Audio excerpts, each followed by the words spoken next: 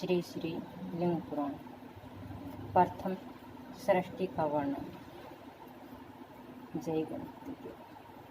सूत जी कहने लगे, अदर्श जो शिव है वह दर्श्य प्रपंच का लिंग का मूल है। इससे शिव को आलिंग कहते हैं। जो अव्यक्त प्रकृति को लिंग कहा गया है, इसलिए यह दर्श्य जगत भी शिव यानी शिव स्वरूप है। प्रधान और प्रकृति को ही उत्तम मौलिंग कहते हैं। वह गंध वर्ण रसहीन तथा शब्द स्पर्श रूप आदि से रहित है। परंतु शिव अवगुण दुर्लभ और अक्षय है। इसमें गंध रस वर्ण तथा शब्द स्पर्श आदि लक्षण हैं। जगत आदि कारण पंचभूत स्थूल और सूक्ष्म शरीर जगत का स्वरूप सभी आलिंग शिव से ही उत्पन्न होते हैं। यह संसार पहले 7 प्रकार से 8 प्रकार और 11 प्रकार से उत्पन्न होता है। यह सभी आलिंग शिव की माया से व्याप्त हैं। सर्वप्रधान 3 देवता ब्रह्मा विष्णु रुद्र शिव रूप ही हैं।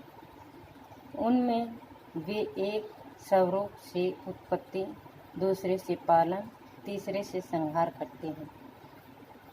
अतः इनको शिव का ही स्वरूप जानना चाहिए।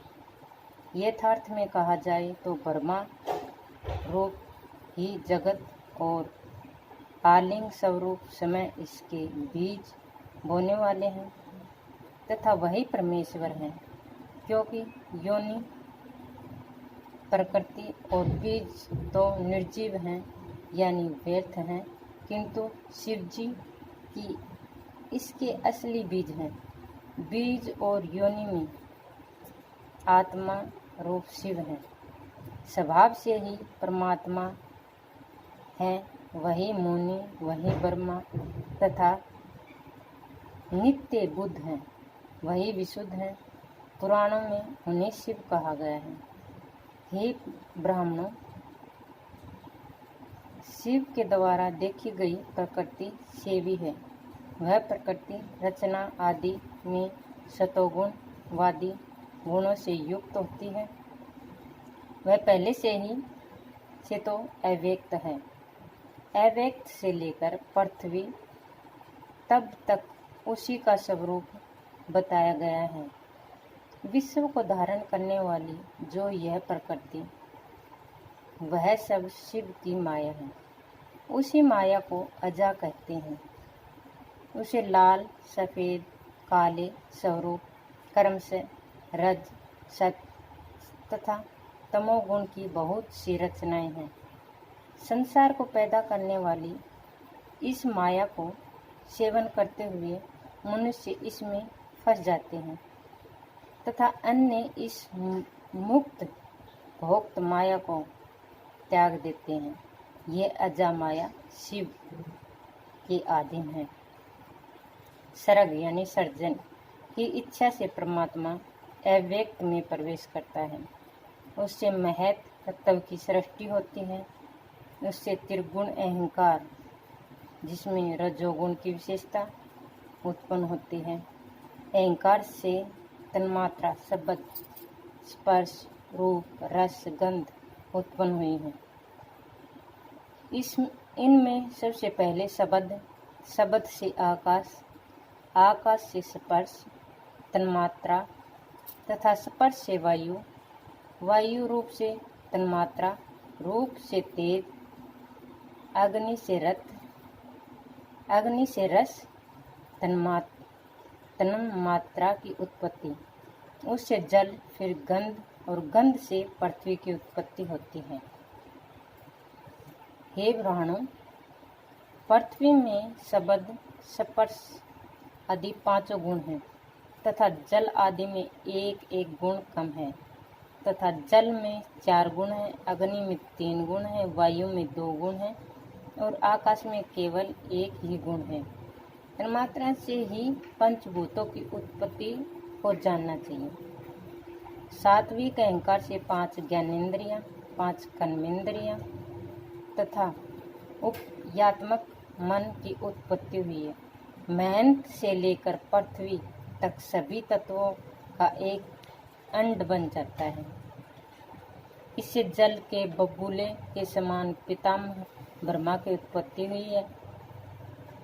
वह भी भगवान रुद्र हैं तथा रुद्र से ही भगवान विष्णु, उसी अंड के भीतर ही सभी लोग और ये विश्व है। ये अंड 10 गुने जल से घिरा है, जल 10 गुने वायु से, वायु 10 गुने आकाश से घिरा हुआ है और आकाश से घिरी हुई वायु अहंकार से शब्द पैदा करती है। आकाश महत तत्व से तथा महत तत्व प्रधान से व्याप्त है। अंड के 7 आवरण बताए गए हैं। इनकी आत्मा कमलासन ब्रह्मा है, कोटि कोटि संख्या से युक्त कोटि कोटि ब्रह्मांड और उनके चतुर्मुख ब्रह्मांड हरि तथा रुद्र अलग अलग बताए गए हैं। प्रधान तत्व माया से रचे गए हैं। ये सभी शिव की सिद्धि से प्राप्त होते हैं, इसलिए इन्हें आदि और अंत वाला कहा गया है। रचना, पालन और नाश के कर्ता महेश्वर शिव जी हैं। सृष्टि की रचना में वे रजोगुण से युक्त ब्रह्मा कहलाते हैं। पालन करने से सतोगुण से युक्त विष्णु तथा नाश करने से तमोगुण से युक्त काल रुद्र होते हैं। अतः कर्म से तीनों रूप शिव के ही हैं। वे ही प्रथम प्राणियों के कर्ता, फिर पालन करने वाले भी वही हैं और पूर्व संहार करते हैं। इसलिए महेश्वर देव ही ब्रह्मा के स्वामी हैं। वे हैं, वही शिव विष्णु रूप हैं, वही ब्रह्मा है और ब्रह्मा के बनाए इस ब्रह्मांड में जितने लोग हैं ये सब परम पुरुष के अधिष्ठ हैं तथा ये सभी प्रकृति माया यानी माया से रचे गए हैं। अतः यह प्रथम कही गई रचना परमात्मा शिव की अबुद्धि पूर्वक रचना शुभ है।